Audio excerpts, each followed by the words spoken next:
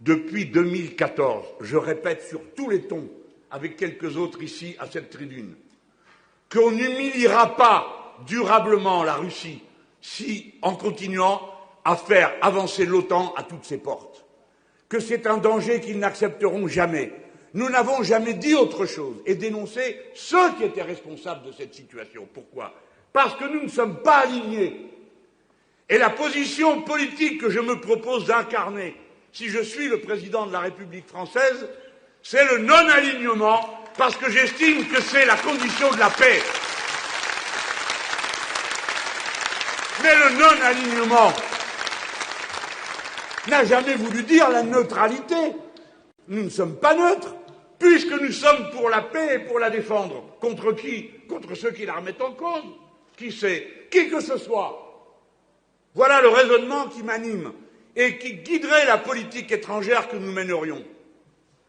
Si quelqu'un en a un autre, c'est-à-dire continuer à se jouer du violon sur l'OTAN et la Pax Americana, dont on nous avait dit en 1991, avant d'attaquer l'Irak, qu'elle inaugurait une ère nouvelle de la paix du monde, celle que garantiraient les États-Unis d'Amérique, qui, entre-temps, ont certes victorieusement envahi l'île de la Grenade pour en chasser le gouvernement communiste qui y était depuis 2 mois, mais qui ont été mis en déroute en Somalie, en Irak, qui ont quitté l'Afghanistan dans les conditions dont vous vous souvenez sans avoir prévenu personne, et qui là, nous dit M. Biden, l'invasion a eu lieu comme nous l'avions prévu. Ah bon?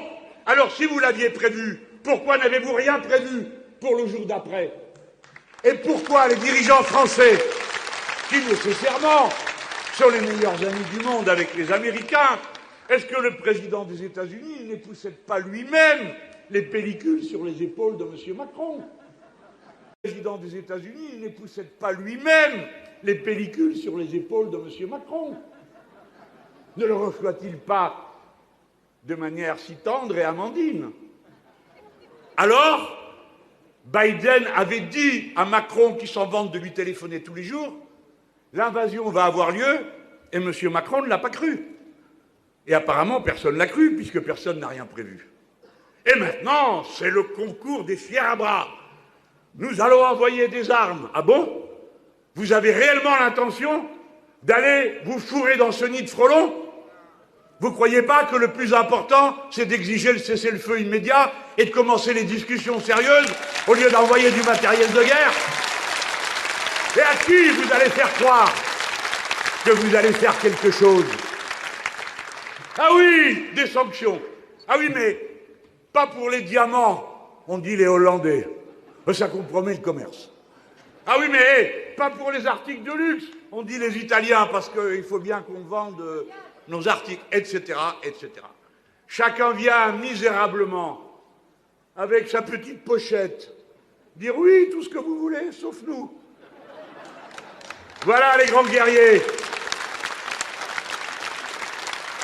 Ce que je vous propose, depuis le début, je vous ai dit que nous n'avions rien à faire dans un équipage pareil.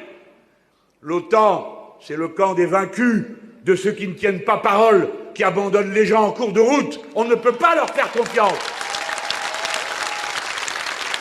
Une autre alliance est nécessaire. Une autre France doit s'avancer sur la scène internationale. Et elle sera écoutée. Une France non alignée. Une France altermondialiste. C'est-à-dire qui se donne des objectifs diplomatiques conformes à l'intérêt général humain.